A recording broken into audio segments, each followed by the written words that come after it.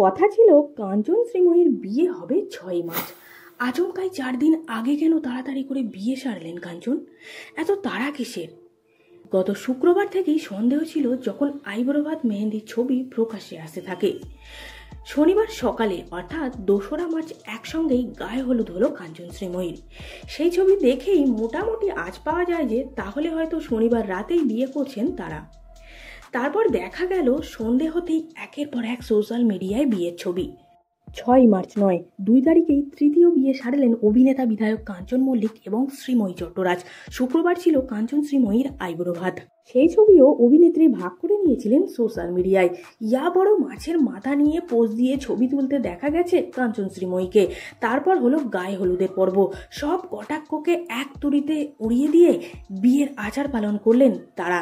লাল পাড় হলুদ শাড়ির সঙ্গে ফুলের মালা ও ফুলের টোপরে সেজে উঠেছিলেন শ্রীময়ী। নিয়ম মতোই সকালে হয়েছে দধি মঙ্গল ও নান্নিমুখ। এদিকে কালো সানগ্লাসে গায়ে গামছা জড়িয়ে বন্ধুদেরকে পাশে নিয়ে পোজ দিতে দেখা গেল বর মশাইকে। বরের গায়ে ছোঁয়ানো হলুদ মাখলেন শ্রীময়ী। কাঞ্চন শ্রীময়ী পাশাপাশি বসেই সারলেন গায়ে হলুদের পর্ব। তারপর সন্ধে হতেই বিয়ের প্রস্তুতি। পরিবার এবং আত্মীয় স্বজনদের উপস্থিতিতে 4 হাত 1 হলো কাঞ্চন শ্রীময়ীর। শ্রীময়ীর পরনে ছিল লাল বেনারসির সঙ্গে মানানসই সোনার গহনা। কিন্তু সবাই তো জানতো কাঞ্চন শ্রীময়ীর বিয়ে হবে 6 মার্চ। শ্রীময়ী নিজেও এটাই বলেছিলেন। তাহলে কেন এগিয়ে আনা হলো বিয়ের তারিখ? আসলে 2রা মার্চেই বিয়ে হওয়ার কথা ছিল তাদের, তবে তা একান্তভাবেই আড়াল রাখতে চেয়েছিলেন তারা। জানা গেছে 6 মার্চ হবে রিসেপশন পার্টি, যেখানে হাজির থাকবেন ইন্ডাস্ট্রির পরিচিত তারকারা।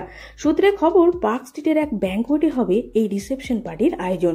ভিডিওটি ভালো লাগলে লাইক করতে ভুলবেন না। বিনোদন জগতের এরকমই নতুন নতুন ভিডিও সবার আগে পেতে চ্যানেলটিকে সাবস্ক্রাইব করে সঙ্গে থাকুন।